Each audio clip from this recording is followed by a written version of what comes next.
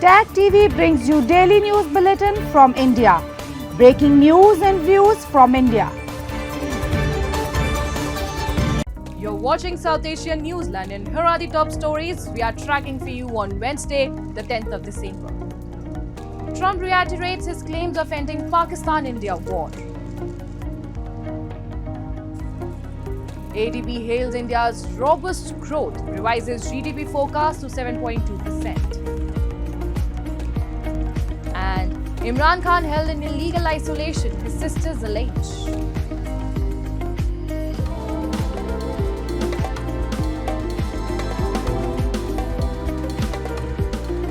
And now for all the details. US President Donald Trump has once again made headlines with his claims about his role in brokering a ceasefire between India and Pakistan. Addressing his supporters at an election-focused rally in Pennsylvania, Trump listed what he described as several major international conflicts he ended during his tenure. Trump has made the claim of ending the India-Pakistan escalation earlier this year nearly 70 times. However, New Delhi has repeatedly denied any third-party intervention in the de-escalation, insisting the decision was reached bilaterally. India launched Operation Sindoor on May 7, targeting terror infrastructure inside Pakistan and Pakistan-occupied Kashmir following the Pahalgam attack on April 22, which killed 26 civilians. A series of drone and missile strikes followed on both sides until May 10, when India and Pakistan agreed to a ceasefire. In 10 months, I ended 8 wars, including Kosovo, Serbia, Pakistan and India. They were going at it.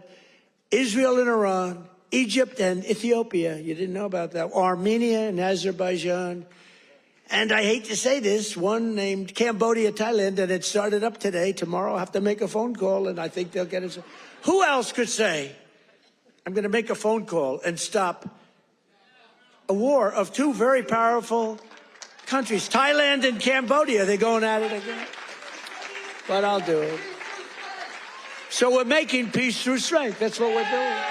And the Asian Development Bank said on Wednesday that the outlook for developing Asia and the Pacific has brightened for this year and the next, driven by strong demand for products from the region's high-tech economies and India's faster-than-expected growth.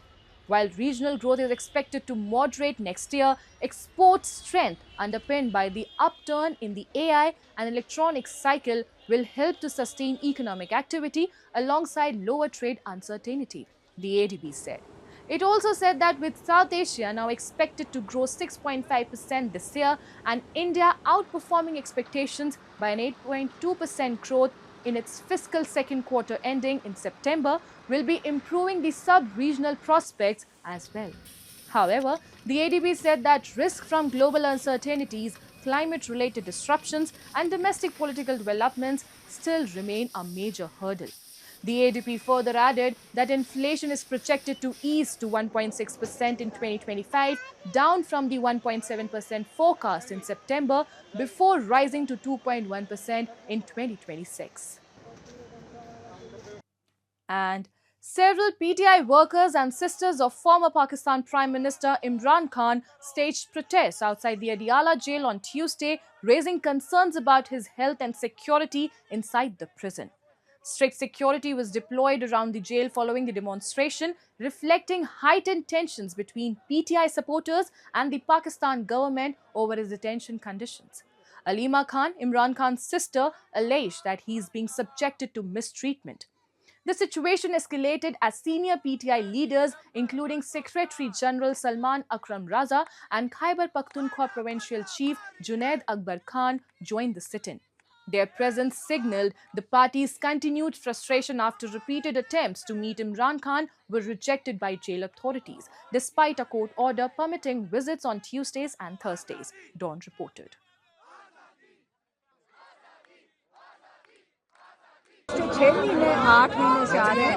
हम Tuesday को यहाँ बैठ जाते हैं जब तक हमें किसी को इजाज़त नहीं मिलती मुलाकात करने की, क्योंकि इमरान खान को ये टॉर्चर कर रहे हैं। उनको इलीगल आइसोलेशन में किया हुआ है। ये इमरान खान का टॉर्चर खत्म करेंगे। ये टॉर्चर है जो इमरान खान के साथ कर रहे हैं। Moving on. Crumbling infrastructure in Jhelum Valley in Pakistan-occupied Jammu and Kashmir has triggered a humanitarian crisis. Locals say decades of government negligence have left them without schools, healthcare, or basic services. We have a report. Jhelum Valley in Pakistan-occupied Jammu and Kashmir is grappling with a severe crisis as collapsing infrastructure and years of official neglect has pushed residents to desperation. Former Assembly candidate Liaquat Qayyum Abbasi has appealed to PJK's Prime Minister Faisal Mumtaz Rathore for urgent intervention. He says most schools destroyed in the 2005 earthquake were never rebuilt, leaving children in Lipa, Chinari and Chakothi to study on bare ground in harsh weather. Healthcare is in disarray too. The district's only major hospital in Hadia and Bala suffers from absent doctors, no medicines and a non-functional dialysis center, forcing critically ill patients to travel long distances for treatment. तो Jhelum valley में कोई campus उस तरह का नहीं है कि बाकायदा तौर पे बच्चे तालीम हासिल कर सकें या वो उनको मतलब है वो फैसिलिटीज़ जो बाकी कैंपस में है वहाँ पे नहीं है, तो उनको वो देनी चाहिए। और दूसरे साइड पे आ गई कि वहाँ पे हॉस्पिटल का तो 3.5 लाख की आबादी है जिला झेलम वैली की। 3.5 लाख की आबादी में एक हॉस्पिटल है DHQ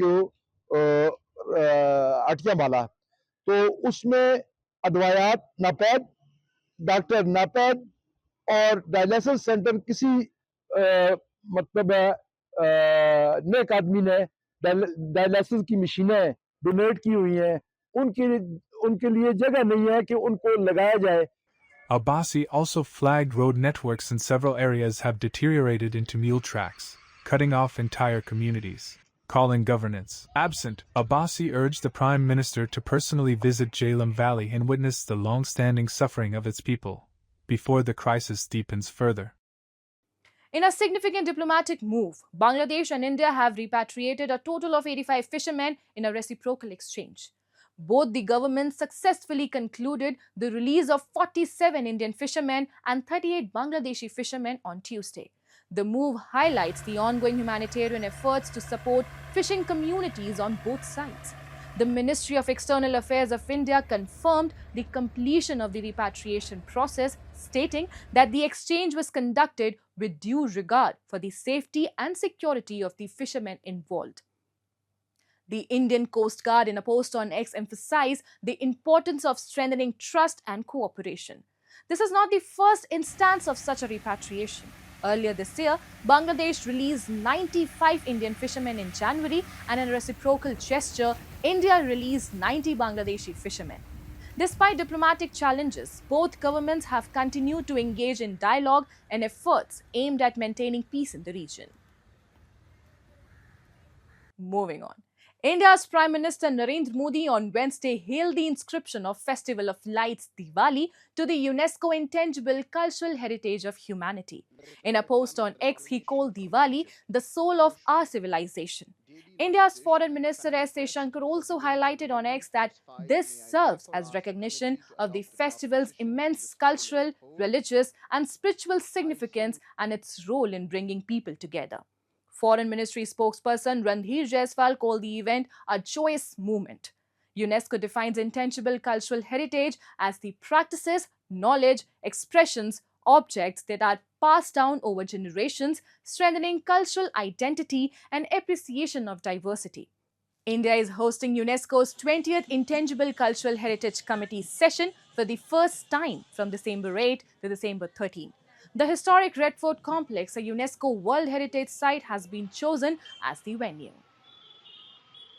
And that's all in tonight's edition. We will see you same time tomorrow. Till then, good night.